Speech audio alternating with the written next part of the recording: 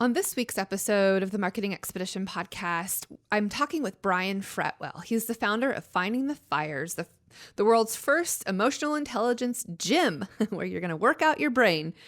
And people believe that you can't necessarily finish a marathon and read about marathon running without actually practicing and doing it. So just like that, you're going to, work out in a gym to build up the endurance and build your muscle to do it. So just like that, it's the emotional intelligence gym to build your brain muscle memory. Anyway, they believe that you can't finish the marathon by reading about a marathon. So improving your ability to listen, ask questions, and manage emotions in ourselves and others takes practice. Brian has spent the last 20 years teaching, coaching, and speaking on leadership, culture change, and personal development. He has run emotional intelligence workshops in mining camps in the outback of Australia and the Arctic Circle in northern Canada. He's taught leadership on oil drilling pads and at the Gettysburg battlefield, and he's delivered keynotes from Istanbul, Turkey, to inside his home office, exactly 35 steps away from the kitchen. He's also the author of Experts of Our Potential, a book focused on changing how we view our own view.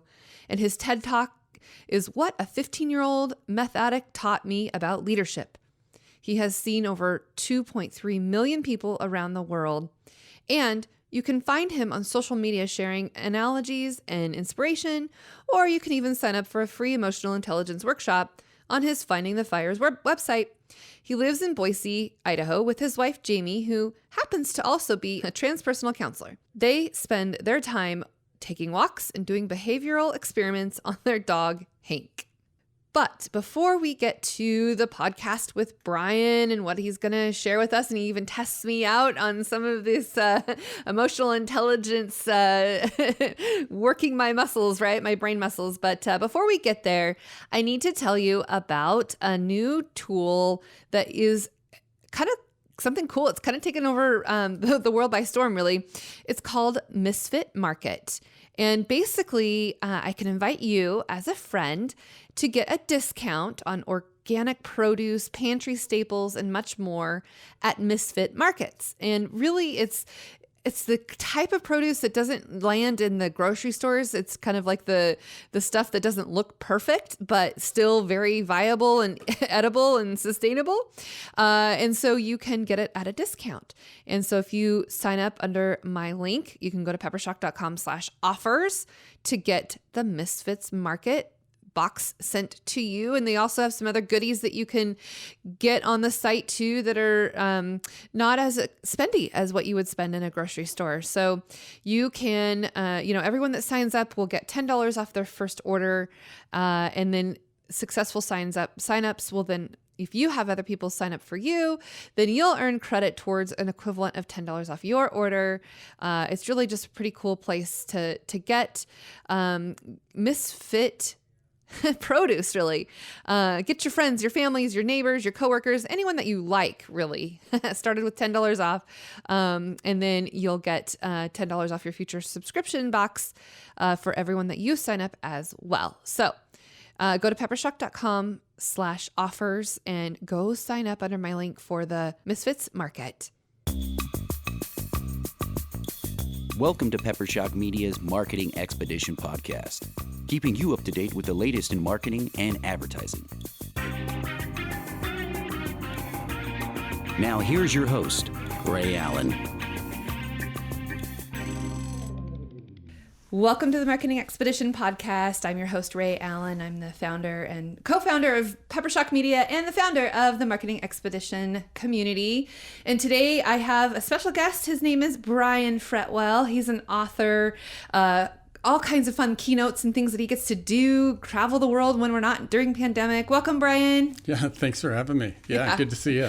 And tell us right now, let's just start off. What is it that you're working on right now? What's the project that you have been working on during this pandemic? Yeah, so it's almost a long story, but when the pandemic happened, I was traveling 40 plus weeks a year doing teaching leadership development, emotional intelligence, but from a neuroscience perspective. So working with companies like Neuro Leadership and those. And overnight, the whole schedule went dark. I mean, a lot of stuff went to online or whatever, but when that happened, I realized that and I had actually just read Vivek Murthy's book, Together. And Vivek Murthy is he's now the current Surgeon General, but he had written this book like a year ago, and it talked about, or a year before the pandemic even started, and it talked about loneliness being the actual biggest epidemic in the country. And this was pre-pandemic. Right. And he talked about how loneliness feeds into higher rates of obesity, higher rates of heart disease, higher rates of dementia and Alzheimer's. And it's the probably most endemic, if you will, health issue we have as a country. Loneliness. Wow. Yeah. And the interesting thing about loneliness is if 10 people have it, only 2 people will actually say they have it. Oh. And loneliness is different than isolation. You can be by yourself and not lonely, but you can be around 100 people and be completely by yourself. And it's that as humans, we are, and this is a lot of the stuff I've taught in neuroscience for years, is we are designed as social creatures. Our brain, for so many levels. So when the pandemic started, I started offering people a free Zoom call to do what I had been doing since the recession in 2008 when I lost my business. And that was bring together a group of friends over coffee. And we have 1 hour where the only thing we can talk about is what went well the prior week. Nice. And what we did to make that go well. So it wasn't it's not I got a cake this week. It was, I spent more time with my family. I got more sleep, so I was less of a jerk. Those sorts of things, actually acknowledging that. And we started doing it because I knew the science behind it, but my friends just started doing it because it helped us stay clear and focused on what we wanted to do.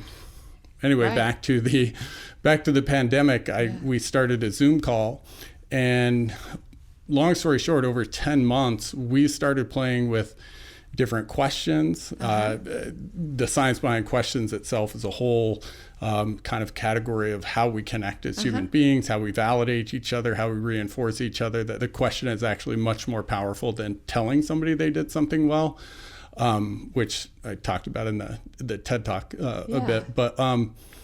But over 10 months, we did an experiment. I decided I wasn't going to go back to work per se. Well, at least what you knew work to be prior to the pandemic. Yeah. Well, I had a couple opportunities to, do some virtual learning and teaching and the stuff. And there was about 140 people that did the experiment over the course of 10 months. Some on the phone, mostly on Zoom. I think everybody's been spending a lot of time on Zoom, but we played with 5 people, 3 people, but this whole environment of how do we actually use the people around us to create clarity, right? To create, to reinforce the things we've done.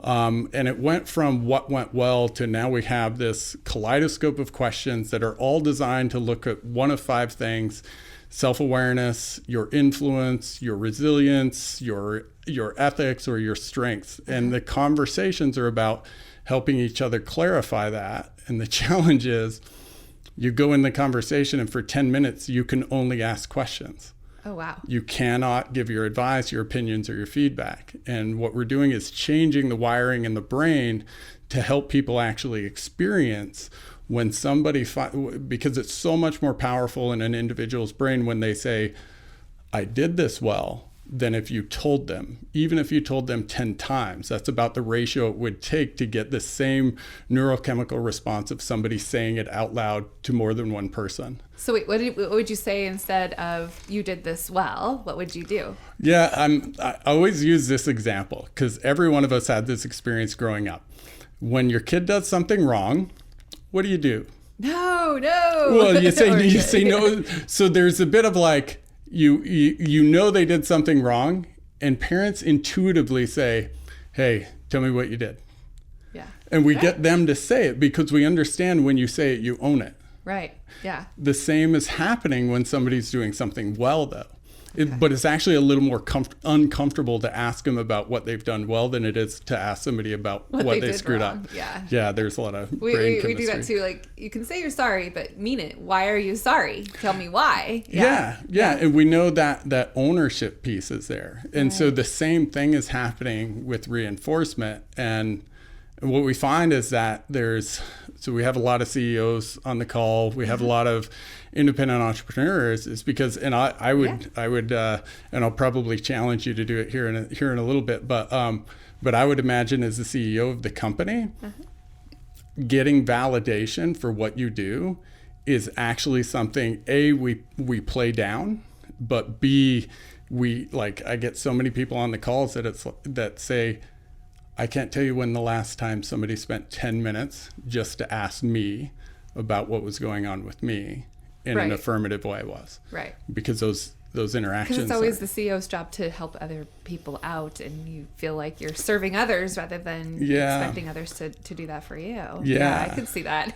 and it creates this like counter-cyclical approach because I don't get time to talk. Then I go into that telling mode. You need to do this. You need to do that. And or reinforcing, which is just good job. And we get out of the practice of being inquiry based, of asking hey, what did you do well this week? Or hey, how could we approach that different? And we start telling because we're trying to take a shortcut to value. Oh, if I tell you something, then I'll help you out. But that's actually that's giving the fish instead of giving the fishing pole, right? Right. I say that too. If you feed a man a fish, he'll eat for a day. If you teach a man to fish, he'll eat for life, right? Yeah. And so the same thing applies when you're talking about reward and recognition. Because if I tell you did a good job, well, I've kind of taken from you your ability to say, here's something I'm proud of. Here's something I thought was important. And as a leader, there's so much information in that. Right. And we do it in my company every day, actually. We start the morning with what went well. And for my employees, being able to hear what they think is the most important thing for them personally and for the company tells me where I'm on or off track in communicating. Yeah. But again, we try to shortcut it, and we say, well, you're doing this well, you're doing a good job here, and we might have missed the thing that was actually really important to them. Right. Yeah. So it creates a bubble. And to go back to the question you initially asked, we started a business a month ago, I guess a month and a half ago now. We started a membership program because we look at building what is essentially emotional intelligence the same way you would build a muscle, right? That we can know about it intellectually, but unless we're on the practice of getting and receiving clarity of different kinds, and in the practice of asking questions, and quite frankly, I think I created a whole program that's about learning how to shut up, right? Which is, for me, as somebody that gets paid to talk for a living, super good practice for me as well. But the impact it's having on people, it has far exceeded anything we even dreamed possible. So we're just kind of getting off the ground, but we're pretty excited, really. And I got to sit in and listen to one of your calls, just explain, the Finding the Fires program. That's what you're calling it, right? Yeah. So tell me, why are you calling it Finding the Fires? Yeah, so the fires is an acronym, right? And that identifies those 5 things we're looking for. Feelings, which is self-awareness. The F is for feelings. The I is for influence, which is internal locus of control. The R is for resilience, which is growth mindset. The ethics is purpose and values. And the S is strength for skills, strengths, natural abilities. So every conversation a person has is clarifying one or more of those 5 things and learning to help somebody else clarify that. And it's in that interaction that when we call finding the fire, that the person has the emotional response that we know we know from how the brain is processing in the striatums and in the medial prefrontal cortex. That's where the majority of actual behavior change happens, not from intellectual understanding. And this comes from somebody that's done trainings for 20 plus years. Right. Intellectual understanding is important, but it does not lead to behavior change. It's the insights and the emotional response we have in a over time that leads to that. And so we can curate that and do that on purpose.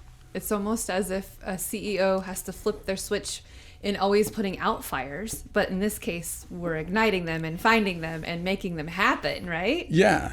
That idea of, and that's like the origin story, if you will, of that is there's research out there that from 3 or 4 researchers that say hunters and gatherers, in terms of per week productive hours, meaning either chasing animals or foraging in the forest, getting all the things. Exactly. Okay. Yep. They only worked 15 hours a week. What's interesting in that study is that, as they say, and the rest was spent on leisurely activity. And I think that's actually a shortcoming in how we understand that. We look at it as leisurely. We think, well, they weren't watching Netflix and sitting in their barca loungers, right? Yeah. Exactly. But what was happening, and I grew up hunting, and so it really made sense to me, because the part that made, like, my father and I and whoever else went hunting with us, the part that made us really good is sitting around the campfire. What did you see? What did you see? What did you try? Like, we weren't berating each other. We weren't telling each other what we did wrong. I mean, we were giving each other a hard time for sure, but we were looking for information from each other and saying, what did you try? And what's happening in the brain is we're validating, we're connecting, and all of the things that the brain needs to then go out hunting and be able to operate without having to think about what the other person's thinking about, because we're much more attuned. And we're designed for that. The challenge is, in our productive lives, we've gotten away from it. And so each project that we work on should be something that's making us more efficient for the next one. But if the only thing we're worried about is the production of that, and not really honing the process and the communication and that, again, emotional intelligence that allows that process to happen faster, then we're actually losing strategic advantage over time. And not being able to leverage the ability to utilize the skills that you're learning and moving it forward, and learning from those things that you did do well. Yeah. Not the mistakes, but the things that you did well, right? If a person isn't able to acknowledge what they've done well, what they're in, and when I say that, like, their input, their ability to push through when something's tough, the ability to step into something uncomfortable, even if the outcome doesn't go well. Right. If they don't recognize that, they can't use it in the future. Yeah. Because they haven't attached the emotional part, and I use that word emotional, but the experience part that the brain needs to do a behavior again. It's like, it's Pavlovian. It doesn't mean you have to give them a treat, and it's actually the opposite. It's they give themselves a treat, and what we are is the conduit to pull that treat out. And the treat is very simply, oh, I think I did this. And we can hear it. You can hear a shift in the voice, a change. We train people to look for that change in tone and voice and inflection to know that you're there. Because that is when the kind of neurochemical reaction is happening that we know, like, yep, you just reinforce that person 10 times more than you could have had you given them a $5 gift card. Right? No, I get that. So let's just go back a little bit. You know, you've been doing neuroscience for, like you said, 20 years. You've been studying it. You've grown it. Let's just kind of walk me through the path that you've taken to get where you are now. So I started in juvenile corrections here in Nampa, actually, like the JCC right on the other side. That was my first job out of college. Juvenile corrections, I can only imagine. It was, for me, it was, I'm such a big fan of, like, people going and doing something like that right out of college with the mentality of, and like, for whatever reason, I was there to learn about myself. Like, yes, I was learning about the kids, but it didn't take too many kids coming in and saying, like, hey, what did you do? And me having this realization, like, whew, I was probably 3 or 4 choices away from where you are. Like, being able to see that potential and that direction was there. And so that actually is what got me into behavior change and understanding, development. But it also really opened this question, and I think it's the question we're wrestling with in this company. It's, these kids would do so amazing in corrections.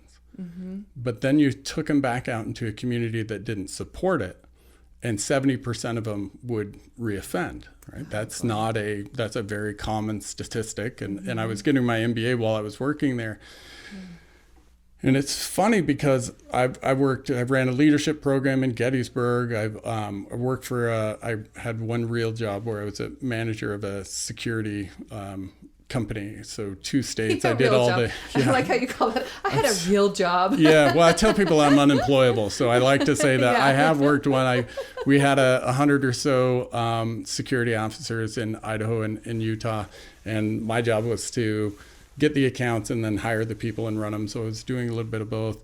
But then for the last 10 years, I've been working with a company out of Australia and then the Neuro Leadership Institute that's out of New York, that are probably the 2 most predominant neuroscience based. And with them, I've been doing the neuroscience of safety in Australia, in the outback, down in the coal mines, or leadership, the neuroscience of leadership with a safety bend up in the Arctic Circle at some of the diamond mines that are up there. And I've got to go to some really cool places doing, leadership at some pretty big tech companies down in California and some of the entertainment, and even in West Virginia at the gas kind of fracking operations, and being able to see a real spectrum of what the challenges are in moving to a more emotionally intelligent workforce, which I think there's very few people that don't know that that's what we have to do to be able to be resilient, to be able to operate through change, and to be able to learn at the rate we have to learn. That ability to interact with each other is going to be the biggest differentiator for individuals and companies in the market. And the same gap I saw in corrections, where we'd learn this and then we didn't have a place to apply it. We've done so in training. There's some brilliant training out there, but we don't have many environments that support it. And so we say, yes, support it at work, but that's like supporting it at the event, right? And to create a psychologically safe place to actually practice things like asking questions and reinforcing and getting clarity on your, what we're trying to answer in this company is, from training to application, where is the actual practice? Right. And it's just like, I've run marathons and ultra marathons. Like, I can watch a video on YouTube about running and then but I can't then go run a marathon. And what we're doing so much with training is we're saying, okay, here's a different way to interact with people. Now go try it on with the boss that you don't get along with, or the coworker that doesn't care. Well, there's too much emotional charge. What we create is a space where people can practice that. Nice. And we find, because of that space, and we're learning better how to curate those spaces in and outside of companies. But the more you can curate that on a weekly basis, it's just like going for your weekly run. Right. What we find is that when people do it, they leave more recharged than they came. Well, and that's what you're talking about, the muscle memory and working out your muscles in your brain, right? Talk a little more about that. Which is an awesome segue, because how about because I think we talk about this broader, but I think it's important that people experience it. So do you mind if I throw you right under the... Sure, go for it. So what we'll do is we'll do a mini workout. So we call them workouts because your experience brain, right? These are, again, not your cognitive brain. But now both of them like repetition, but your experience brain likes the experience. That's how it learns, right? So we'll try a question, right? A foundational question, one that I've been talking about most of this call. Right.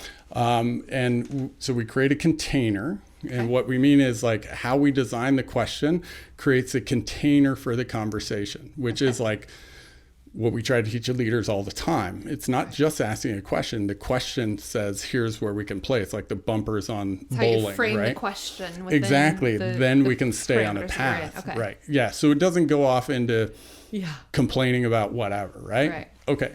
So in the last week, what is something that went well because of you? Oh, golly. Well, I would say we we got to go out on a date night for the first time in a really long time. Okay. And that part went well. We, had our masks on. We got to have a little wine and go take a stroll around the village. It had this beautiful fountain, and we got to see somebody get engaged, and it was fun to go and just hang out and not be, working or at the house with kids and everything. So that part went well. So it sounds like that was a really fun experience, right? Now, tell me about this word "got to." Like, you got to go out. So were you released from prison that week, or like, yeah, right. Like what enabled you to get to? My persuasive messaging and saying I need to get out of the house. Right. And so persuasive to who? My husband. Fair enough. So you use your power of persuasion. So now we're getting into it a little bit. Yeah. But why did you do it? I felt like we needed to have time. The kids were off doing other things, either a camp out or at a birthday party with his best friend. So it was just time that we had, and so kind of set the stage. We had some errands to run, and so I suggested we go somewhere. But of course, we're in a pandemic, and we don't necessarily want to go eat in a restaurant. So we had to figure out a place that we could go that made sense, that we could eat outside or drink outside, and still be safely distanced and not, paranoid of getting a virus, right? Yeah. So you said you had time, and this was something important. So there's a lot of stuff we can do with our time, right? The kids are gone. We can, just like, mustard shirts and sitting in front of the TV. But but in this case, you decided to go out. You decided to go out in a specific way. What does that say about you? Or rather, if you were describing somebody else, that they had this extra time and they chose to do what you had chosen to do, how would you describe them? Like, what words they are, what kind of person? If they chose to go on a date night with their spouse, I would say that's a happy, cool thing to do. Right? Yeah. So that's the happy thing to do, but what kind of person does it? I would say somebody that is thoughtful and loving and caring and recognizing the need. How was it? So tell me those last three were, how was it to say thoughtful and caring and that just now? Because it's about me, so I'm trying to. Yeah. Notice how uncomfortable that was, right? Yeah, like, totally. and I'm just, because we're on a podcast, so people can't see, I'm writing stuff down, and Rhea's looking at me like, I'm the psychologist. I'm like, what are you outlining? But what we're doing is we're following the process, because just to step back, you did what all of us do. Mm-hmm. The first question of what went well, even when I added because of you, is you said we got to go out. Right. And so we call that's externalizing the impact, meaning it didn't happen because of me. Right. I just was a part of it. Mm-hmm. And so we took 3 or 4 different layers of the question to get down to, this happened because I was thoughtful and I actually care about these things. Yeah. Right. And so the whole going out, having time and doing this came because you were thoughtful and you had the courage to then go and ask and create this and did the work to create the situation. Right. So that's kind of a modified version. But what we find is it's such a common pattern, is that we're not able to describe our inputs, right? Mm-hmm. Like, yes, I got to do this, but what did you do to make that happen is actually where the real power comes from. And we know we get there because it becomes really uncomfortable, right? Yeah. I mean, and not really uncomfortable. Over time, people get more comfortable with that. But saying in a group that I did this and it made this happen is one of the more psychologically dangerous things we can say. Right. It's uncomfortable because it can sound like bragging. It can sound like, and so if you even think about the people that are like, oh, I did this and it happened because of me, we generally don't like them. And so we're not trying to create that like arrogance. Yeah. Well, and I really had to sit back and search and think of something that went well, honestly, Yeah. I'm sure there's lots of things that went well, but I had to just kind of like quickly in the moment, like, well, what did go well? I don't even know. I can't even remember. Like, I can remember what didn't go well. And that's exactly what I was going to ask you next. Is because, so that's by design. Your brain has 10 times more real estate kind of driven to identify threat than reward, which is fine if you live out in the mountains and you're worried about bears, right? That's a very good design. But when you're in an organization, it can lead to some pretty negative things. Everybody complaining and nobody actually seeing where the progress is. Right. And as a leader, curating that, like, how important is it that my people understand what their impact is, where their impact is actually benefiting not just them, but everybody else. And if we see it that way, then I understand as a leader, if I get this other person to really acknowledge it, see it, and apply it, then I'm actually the one that benefits, right? It's almost a selfish thing. And this is how, if you go back to that, hunters and gatherers sitting around the campfire analogy, the tribes that survived were the ones that understood how to make each other work the best, because those are the ones that could go out and hunt the quickest. And we have the same thing in just a different bit. It's hard to identify what I did well. It's even harder to then say it out loud. But once I get into that, then I can now more confidently say, hey, Rhea, you know that project we have this week? I think I can add value over here to it. Right. And I have to give credit where credit is due, because Drew did, agree to going somewhere and. Fair. Well, we'll get him on another call. No problem. Yeah. But that piece is like being able to say, yes, somebody else did well, but still acknowledging our own part is a validating and connecting experience. Right. That we don't have nearly as much as we actually need it to overcome that. And if we go back to some of the stuff that Murthy was talking about in the loneliness, someone asking you a question, a authentic, just curiosity question.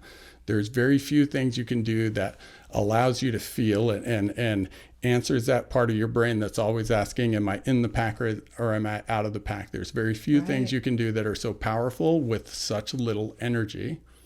The challenge is, in the moment when we got a bunch of things going on, to be able to use that skill, that muscle needs to be pretty strong in my brain. And repetition, and making sure that you continue to do that in, repertory, right? Yeah. It's a funny thing. So many people that have been on the call, and we did not plan on this because my background has been in business, that are like, can I bring my spouse? And then they say, but can they be on a different call? Because we have 3 or 4 times. And that's like identifying we need the safety. But then they learn, like, when your spouse comes to you and is upset or something's wrong, you're not firing right back. Your initial reaction then or response is to ask a question, to find out, to explore what might be going on. And when you give that validation and connection and reinforcement without having to say any of those, touchy-feely words, right? You just, hey, what's going on? What's 2 or 3 of those questions can kind of take all of the fire out of that situation.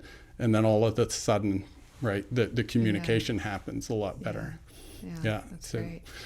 So because we're on a marketing expedition, I'm going to take it a little bit different direction now and just explain to us what are some of the things that you're doing to help market your new program, to market your books and your keynote addresses and all the things that you do.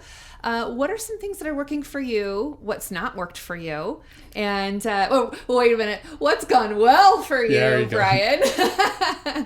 Yeah, well, this is actually the first time we've whenever I'm talking about the company, I use we, but that we've ever actually really talked about it publicly. Okay. We've been in a soft launch the last 2 months. So everybody, all the people that were part of the initial, kind of volunteer unit, we've moved it now to a membership-based deal, which is kind of cool because you can have, 52 hours of training for next to nothing, but because we're leveraging other people. But our plan for marketing is actually something I stole from a photography friend of mine. But what we plan to do is we have, and you've seen the webinar, which kind of explains process, gives you some tools.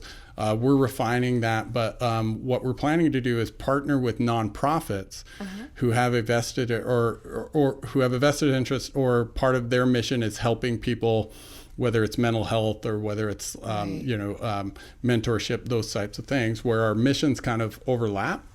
And they will offer that webinar through them, and they'll be able to raise money to bring people on the webinar. And then anybody that joins the webinar or joins the membership from that webinar, 10% of that money then goes right back to the nonprofit. Fantastic. So our kind of, and again, I had a photographer friend of mine 10 years ago who used to do that. It's called CASE, copy and steal everything. Yeah, and then diversify, so you can say cased. Yeah, exactly. But we I just look at it like, we have to spend money on marketing, and I'd love to be able to spend that money in a way that that can help the community. And because we're a virtual platform, those nonprofits can be anywhere. We actually, one of our employees lives in Australia, and so we have a contingent of people that practice in Australia. So if you come to the Thursday night call, you generally have the different accents. Which would actually be, if it's Thursday night for you, then it would Friday be morning Friday for them. Yeah, Exactly. And every once in a while, we'll get some people from Europe, and they jump on the call. But the nonprofit channel is our primary, and then that's a great concept. I like it. And then from there, we have other kind of social media partners that they.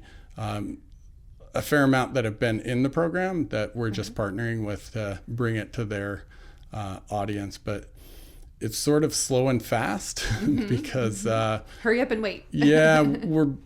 There's so many channels that this can go down that we're just trying to get the initial, if you will, gym. And we do the gym with a training component that the muscle memory gym, by the way. Yeah, explain that a little bit so that people who can't see what you're doing with your hands right now tell us. Yeah, it's so the questions that I just asked you. Every week there's a separate question. We teach, so it's an hour long, and if you've ever been to CrossFit, we're really stealing a bunch of their stuff. But for the brain, I love it. Yeah, exactly. It's mental, it's fitness for emotional intelligence, right? Because you can know everything about how to act in a situation, but until you experience the situation, the behavior change won't happen. Right. So we have an hour-long workout every week, and the membership gives you access. And there's people that go to 2 or 3 workouts a week, which is fine. It doesn't cost any more. So the first 10 or so minutes, we're identifying, here's a part of the brain we're working out, essentially, right? Yeah. And then we have a question, like the question I just posed to you, that'll be defined. And we talk to them, here's why we designed this question this way, here's what we're looking for. And then you go out into a group of 3 in a breakout room on Zoom with people you've likely never met. And some you've met if you've been in the program over time, right? But you generally only know each other through the program. And each person gets 10 minutes. So just like I started with the question, you would have 10 minutes, and me and the other person can only ask you questions. Oh, we can't give you advice. We can't give you feedback. We did that for like a minute, and I was already squirming. So that's where that's what we call, that's the muscle development. And we have different levels for different comfort levels, because like jumping into that one is sort of jumping into the fire. Yeah. We used to just throw people right in the fire, but so we get them in, but then you get more comfortable, and you just see over 3 or 4 weeks, people's ability to know where their question is going, to be able to be curious about it, and to remove the need that like I need to go anywhere with it, and just practice. And that's where the gym is so important. We're practicing not just asking, but answering. Like, why does that matter to you? Just like you right there. Well, I don't know what matters to me, because that's what you're supposed to do. Right. What I tell people is the only thing you're supposed to do is defecate and die. That like everything else is a choice, right? Yeah. That's locus of control stuff. But being able to identify why I did it is the source of the motivation to do it again. Right. But if I don't say that out loud, then at the end of the week, and there's a reason why we do most of the calls on Friday, then the end of the week, I go home on Friday, and my only real learning was, I don't want to do that again. And then we create these cultures in companies where people don't know how to do something on their own. They're too afraid to ask for, and you hear this like counter-cyclical thing with managers saying, I want more self-directed people, but environments where people are just waiting to be told. Right. They're task-oriented as opposed to self-oriented. Exactly, Yeah. because they don't, like, the only place they get that reinforcement is themselves. And again, the science says that just doesn't work. Yeah. Right. Let's talk about what caught my attention the other day with you on, I think it was LinkedIn. You were walking on a path and then suddenly you're walking into a lake. You went and jumped in a lake, literally. Explain why you went and jumped in a lake. Funny. This is a marketing, this caught my attention. So. Yeah, it's funny. I used to run marathons and ultra marathons, right? And 15 or so years ago, Matt Booth, who runs a physical therapy company in Boise, Therapeutic Associates. These folks are great. Yeah. Him and I used to talk about way back in the day when we were both training for Ironman, how ice baths were one of the most healthy things you can do. Cold showers and ice baths. Yeah. Okay. And so I live about about a mile from the river. And so I have a habit of I'll go run up Table Rock, and when I come down, I cross the river and sit in the water. Well, that's just something I've done over and over. And I started on TikTok like 3 months ago and ended up having a couple of videos that went viral. Like one got like 3 million views, and it was about, nice. But then I started just turning the camera on when I jumped in the water and just talking to people about regulating emotion, because we regulate emotions very much the same way we regulate physical pain, right? And it's not by ignoring it. It's actually by allowing it and see it. And so the water just became kind of the metaphor. And so now I'm the 42-year-old that takes his shirt off and jumps in a cold river to make a point. I don't know how that happened, but just don't drop the camera in the water. Well, it's funny. We did. My wife and I went for a drive last week. We went up to Loman, and we were just looking for places to jump in the water that you could see the snow and everything around. And I remember looking at her, and I was like, was this ever on your plan for life, that you would have a husband that makes videos jumping into cold water? Because it wasn't my plan, but I'm a teacher by nature, and I love metaphor. And so the water one seems to really work. I'll do different metaphors out there. It's just a fun way to play with that. But we've had quite the following from it. Indirectly. So people will definitely take a look at something that's not normal, like you said, getting comfortable with the uncomfortable. Yeah, exactly. Yeah. And I think broader, I really, I just very focused on changing how we think about emotional intelligence and understand this. I was a former rugby player. My father was a Marine and a truck driver. He had 2 emotions, and he'd try to drink them away by 5, right? But he also was a very emotionally intelligent individual, right? In certain cases. And I look at this in terms of myself, but also so many of the people I've worked with that really care, that really want to do the right thing, but don't have, if you will, the gym, if you would, like the workout to be able to make that thought actually become part of the daily behavior. And while I love training, I've really just kind of moved to this idea that there needs to be something in between, supplemental to coaching and training. And so being able to see one of our best people on the call is a executive director of an ag co-op, and I think he says 5 words a day total, like in his regular life. But he has come and he's one of the most effective people on the calls. And when people get in, they don't expect it, because you're like this, and he's got a big beard and everything. But he figured out the questions, and he can make somebody light up like a Christmas tree. That's great. And so it's really fun to watch that way. Yeah. So if people wanted to try out this gym membership, tell us how they can do that. How can they get a hold of you? What can they do? Do they get a free trial at first? Tell us a little bit more about that. Yeah, you can go to findingfires.com, and we are upgrading a bunch of stuff, but this will be out by the time all that's upgraded, so that's good. We offer a free month trial to jump in. We offer 1 monthly memberships. Everything else is either half a year or a full year. Okay. Because again, we have to approach it like a gym. This isn't something you're going to go and do once or twice and all of a sudden everything's gone. And I think that's long-term. and I think that's really something we've done in the training industry that doesn't serve people. It's why you have flavor of the week for whatever training, is because they're not supported.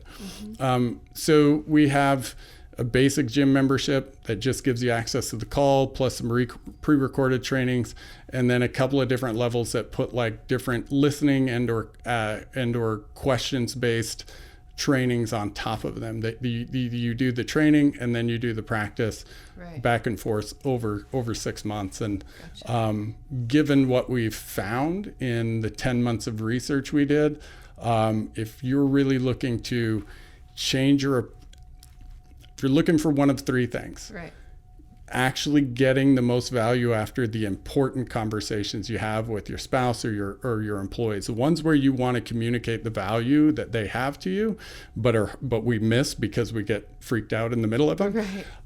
If you want to be able to be the even keel when you're in emotionally charged situations like Thanksgiving or anything political right now. Oh my goodness. Yeah. Or if you want to build the clarity, not just within yourself, but in other people, to make important decisions about opportunity or change when you're in the midst of the crisis.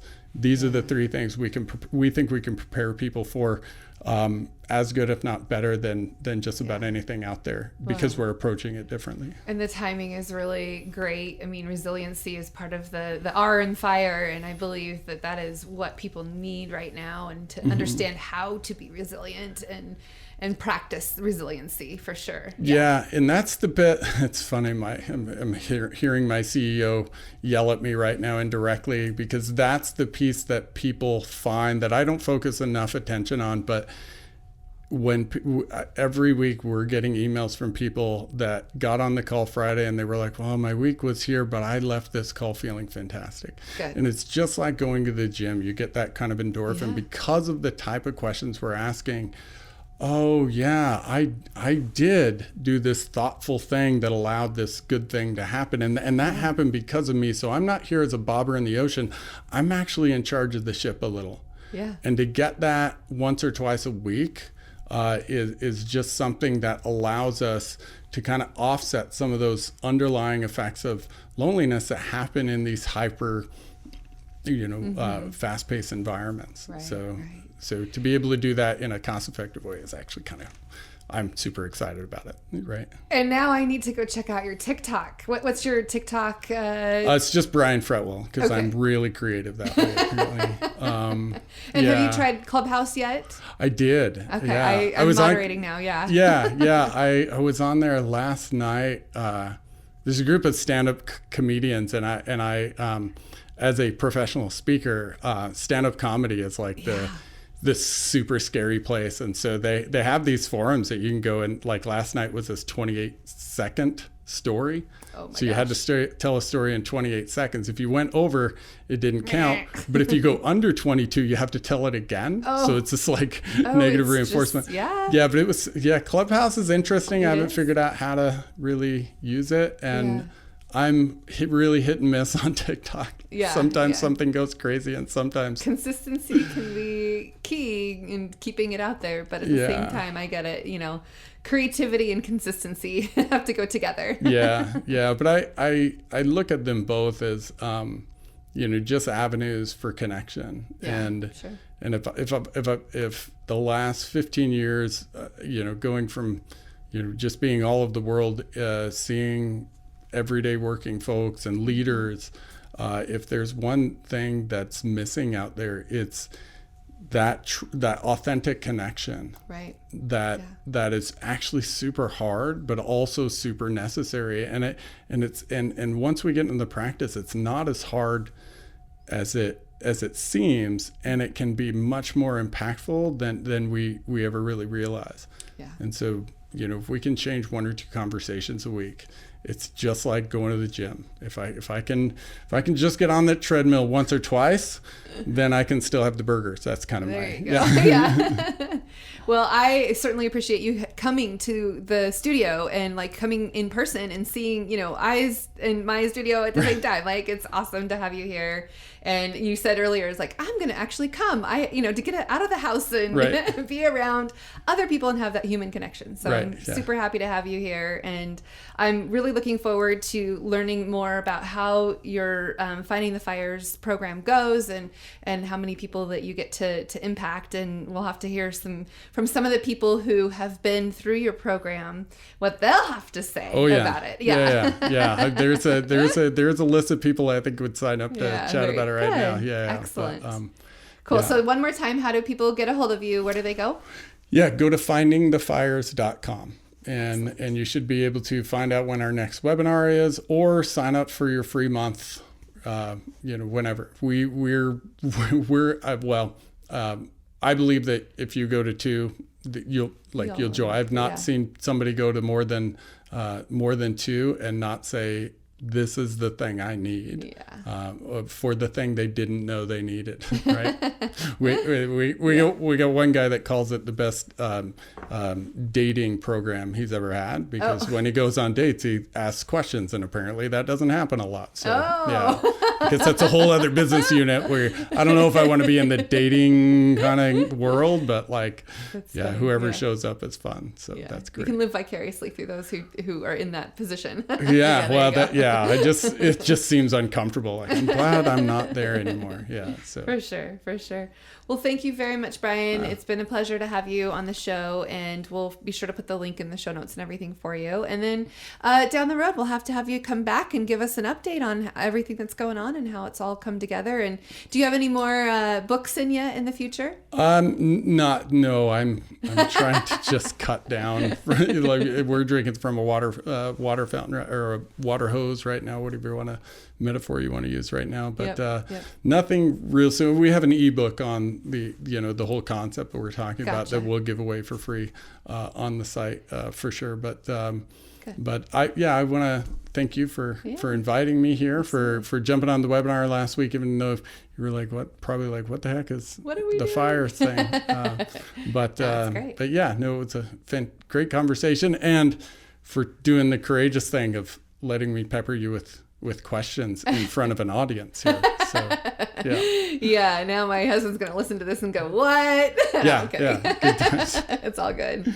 Well, thank you very much. And by the way, if you are listening to this, Brian is also the author of Expert of Our Potential.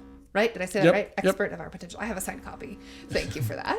Anyway, all right. So for those of you listening, be sure to subscribe to themarketingexpedition.com/podcast. Give us some reviews. That's the best currency that we could ever have, right? Reviews, Brian? Yeah, for sure. For sure. And just go ahead and share and listen, and we'll see you next time. And until then, enjoy the journey. Awesome. Thank you.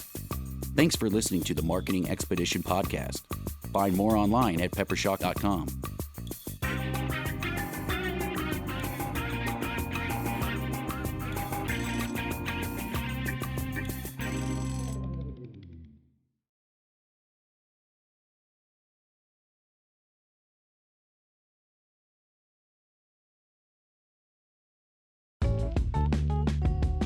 Wouldn't it be great if there was one place you can go to get all the latest information and tips about marketing and advertising?